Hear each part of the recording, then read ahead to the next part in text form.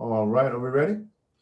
Great, great. Okay, well, welcome everyone. My name is Larry James. My company is Speak with Larry, no spaces. And what I want to talk about today is the stock market. That's why I'm creating these videos right now. I'm going to be creating videos for the next 90 days in line with the stock market. And I want to begin by starting from the very beginning of the understanding the stock market. Now, I created a video on Tuesday. I'm going to create videos on Tuesdays and Thursdays, and if you want to join the Zoom meeting, this is a Zoom platform. Just shoot me an email at lowercase Larry 5969 at sbcglobal.net, and you need to do that either before Tuesday or before Thursday so that I can see the email and then I can send you the link so that you can join the meeting as we're talking, right? Now, today I want to talk about stock market participants, right? The video I made on Tuesday was about how the stock market works and what the stock market is. What is the stock market? Now, if you want to watch that video, just go to YouTube and type in Speak with Larry. And when you do that, go to my playlist and then look under financial literacy, and you'll be able to access all these videos that I'm creating. And I'm going to archive them because I want you to be able to go back and look over them as we continue. And I'll be introducing other people who are, actually stock market investors right now, as well as, other business owners and entrepreneurs that I think that would be good for you to be exposed to. And then on the next meeting, we can have a conversation about the actual video that you watched and the people that, I introduced you to. It's going to be a lot of fun. So, and we're going to learn at the same time, and it's not going to cost you anything but your time, right? And if you really like it, you might decide to invest in the stock market for yourself. So what I'm going to begin with right now is I want to talk about stock market participants. And with that, I'm going to just read a little bit about how this works. Sometimes when you hear things, it's easier for you to digest or process than just reading it yourself, right? So bear with me. I'm just going to, share a little bit of information. I'm going to, interject my thoughts along the way. Won't take very long, so just listen to me. Okay, it says, along with long-term investors and short-term traders, there are many different types of players associated with the stock market. Each has a unique role, but many of the roles are intertwined and dependent on each other to make the market run efficiently. Stockbrokers, also known as registered representatives in the United States, are the licensed professionals who buy and sell securities on behalf of investors. The brokers act as intermediaries between the stock exchanges and the investors by buying and selling stocks on the investor's behalf. And an account with a retail broker is needed to gain access to the markets. So as a stock market participant, you're going to be one of those. You won't be a broker, but you'll use a broker, just depending on how you're going to invest. Now I'm going to go with portfolio managers. Portfolio managers are professionals who invest portfolios or collections of securities for clients. These managers get recommendations from analysts and make the buy or sell decisions for the portfolio. Now, mutual fund companies, hedge funds, and pension plans use portfolio managers to make decisions and set the investment strategies for the money they hold. So that's a different segment of the investment process. That's not what you're doing. That's what people who handle your 401ks and your IRAs do, right? Now, investment bankers. Investment bankers represent companies in various capacities, such as private companies that want to go public via an IPO or an initial public offering, or companies that are involved in pending mergers and acquisitions. They take care of the listing process in compliance with the regulatory requirements of the stock market. Now, the next segment I'm going to talk about are custodians.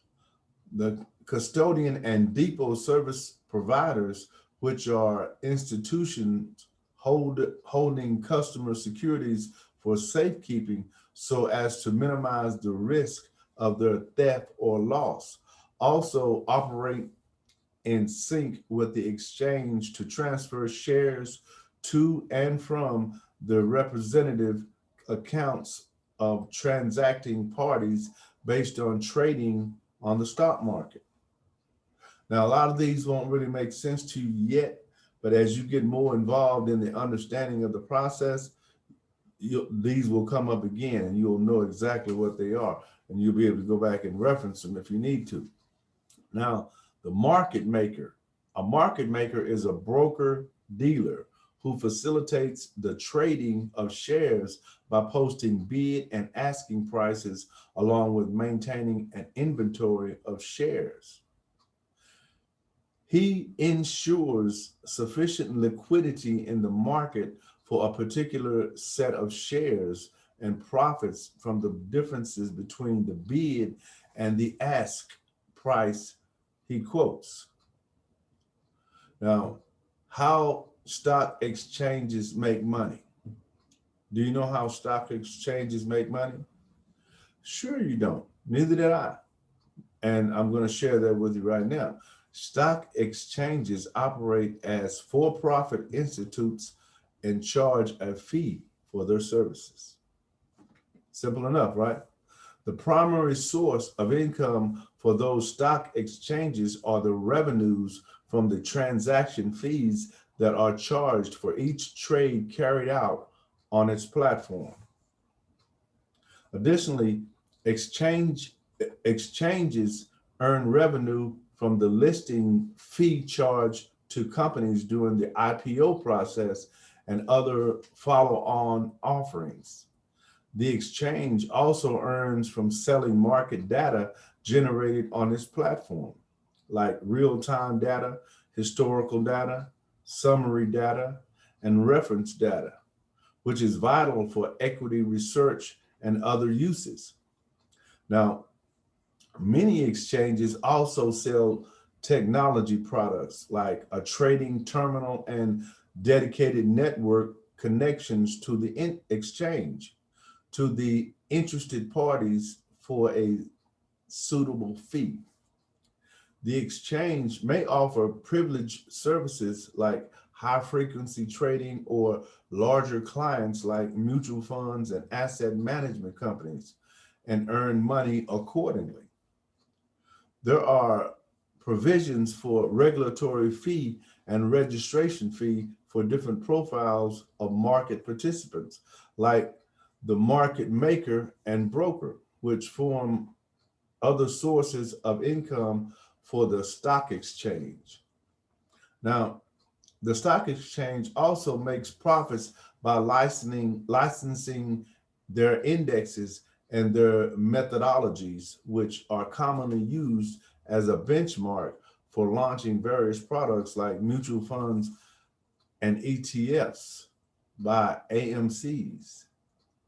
Now, many exchanges also provide courses and certifications on various financial topics to industry participants and earn revenue from such subscriptions.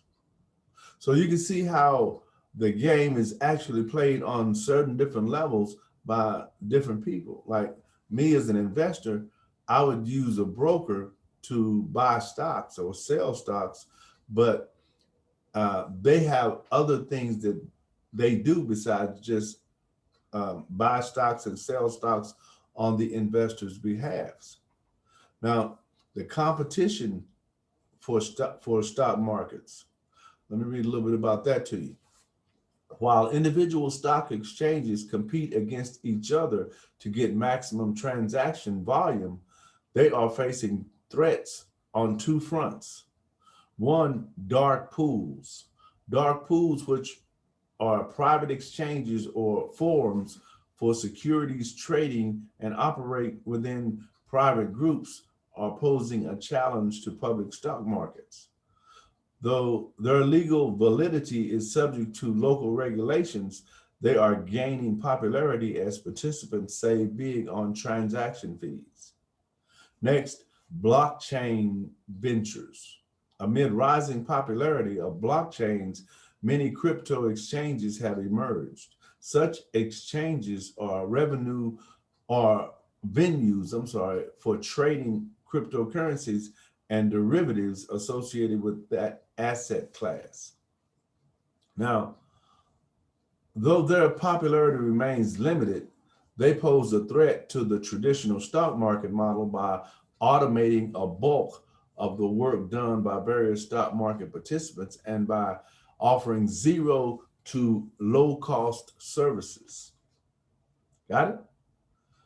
Now, the significance of the stock market. The stock market is one of the most vital components of a free market economy. It allows companies to raise money by offering stock shares and corporate bonds. It lets common investors participate in the financial achievements of the companies, while as well as make profits through capital gains and earn money through dividends, although losses are also possible. Now, while institutional investors and professional money managers do enjoy some privileges like having deep pockets or better knowledge and higher risk-taking abilities, the stock market attempts to offer a level playing field to common individuals like you and I. The stock market works as a platform through which savings and investments of individuals are channelized into the productive investment proposals. In the long run, it helps in capital formation and economic growth for the country. Now, that is the segment I wanted to read to you guys today about the stock market. Now, what I'll do and what I'm doing is I'm going to read bits and pieces of different things that I get while I'm doing my research so that you can get a kind of feel of how technical things are actually with the stock market. I mean, very interesting concepts. And if you were able to catch that first video, I want to read just a small segment about a few things that I covered on that first video that I like to have on this one as well, because they definitely go in conjunction, but this was the first part. So I'm just going to read a little bit about what is the stock market. The stock market refers to the collection of markets and exchanges where regular activities of buying, selling, and insurance are shares of publicly held companies take place. Such financial activities are conducted through institutionalized formal exchanges or over-the-counter marketplaces which operate under a defined set of regulations. There can be multiple stock trading venues in a country or a region which allow transactions in stocks and other forms of securities. Now, while both terms, stock market and stock exchange, are used interchangeably, the latter term is generally a subset of the former. In other words, you'll hear stock market before you hear stock exchange. If one says that she trades in the stock market, it means that she buys and sells shares or equities on one or more of the stock exchanges that are part of the overall stock market. That makes sense?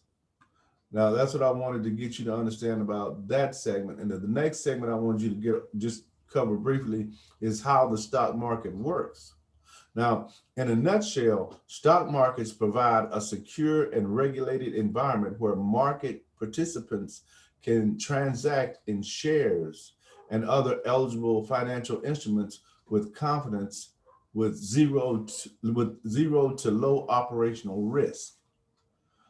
Operating under the defined rules as stated by the stock market acts as a primary market and secondary markets. As a primary market, the stock market allows companies to issue and sell their shares to the common public for the first time through the process of initial public offering, or an IPO. This activity helps companies raise necessary capital from investors. And it essentially means that a company divides itself into a number of shares. Let's say you have 20 million shares and sells a part of those shares. Let's say you sell 5 million of those shares to the common public at a price point we'll say $10. Okay. So you had 20 million shares. You want to sell 5 million shares at $10 each. To facilitate that process, a company needs a marketplace where these shares can be sold. This marketplace is provided by the stock market. If everything goes as planned, the company will successfully sell the 5 million shares at a price of $10 per share and collect $50 million worth of funds. Now just imagine that. You had 20 million shares. You're selling only 5 million, which is going to leave you still 15 million. But of those 5 million that you're selling, the price point you're selling each share for is only $10. But because of 10 times 5 million, you're going to receive $50 million, which will help you grow your company. Again, let me read just a little bit more. Investors will get the company shares, which they can expect to hold for their preferred duration in anticipation of rising in the share price and any potential income in the form of dividend payments. The stock exchange acts as a facilitator for this capital raising process and receives a fee for its services from the company and its financial partners. Now, that's how that system works. I just want to read you a little bit about that. I read more on the first video, and you can always go back to that. But these two combined gives you a bit more insight into what you're about to embark upon. Because this is not a game, ladies and gentlemen. This is money-making instruments that allow you to actually redefine the future that you want for yourself if you're able to gain the concept, put together a strategy, and work your way toward the success that you seek in this industry. Now, there is a lot involved, but I wanted to cover things from the basic standpoint first. I haven't even gotten to the definitions or the terms, because you need to know the terms and the definitions before you jump out there, so that you're familiar with what things are when you cross paths with those. And you will cross paths with words or phrases that you're not really familiar with, which is just like anything else. Like the way my company works and the way my company is set up, it teaches you how to set up the foundation of your online business while helping you become more comfortable speaking about it. But this same process that I'm sharing with you today, getting in front of the video, making a video, uploading that video to your social media platforms, to the places that you want to upload it to, sending out the videos out in email formats to reach different audiences, is the same process that I teach my clients online to do for their business, based on what it is that they have a passion for, or what they know about, or what they're willing to learn about. Because I know very little about the stock market, but I'm willing to learn about it. And I'm learning about it via sharing information with you guys. So how cool is that, right?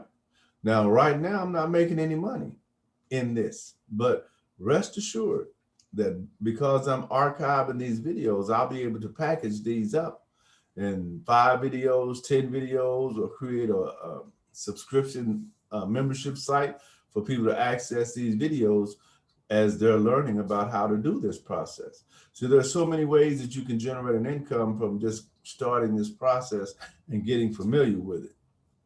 And I'm definitely interested in sharing more with you about how, you know, you can start your own online presence or online business, as well as, you know, get more familiar with the stock market. But I like to keep these videos kind of short because people's attention span is not really long.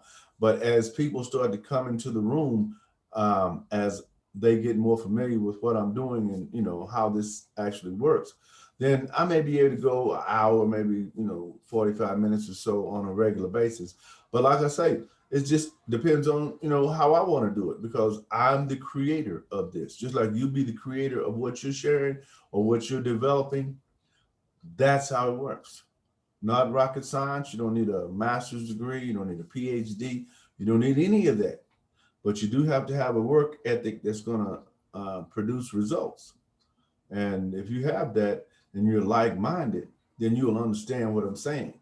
If you don't have that and you're not like-minded, it may be kind of difficult for you to grasp this concept. And that's okay, because everything is not for everybody. But for those of you who are interested and who do understand, again, reach out to me at Larry5969@sbcglobal.net. And in the subject box, type in "Let's Talk Stocks." And then I'll know that you want to come to the next meeting. So I'll send you a link.